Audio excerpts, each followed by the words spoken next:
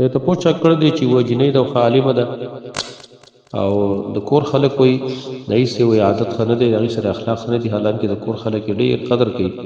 او چې زما ډېر قدر کوي احترام یې کوي مشورې نه اخلي او وزه په خپل باندې تهجد کوم ذکر اسکار کوم خو بد اخلاقی نه اندازې سره کیږي دا هیڅ عمل لا توخه او چې زما د اخلاق د سره هغه ټیک شي به جوابدار چې دا مجاهده وړي کوشش وړي صبر وړي خبره ټیکيږي نه دا مجاهده کې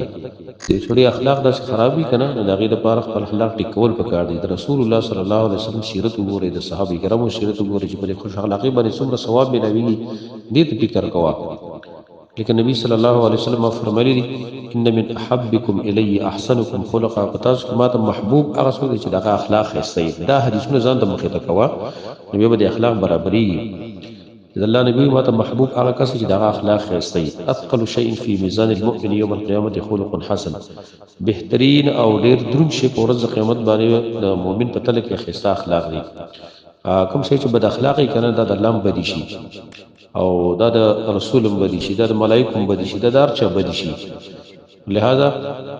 دغه حدیثونه ذات را مخه ته کوه نور دې لپاره چې خاص عمل نشته او صبر کوه او صدر د تجو اعوذ بالله وا او بد اخلاقی څخه شیخونه دي چې بس درې سړی اختیار کی د دې نظام ساتل پکاري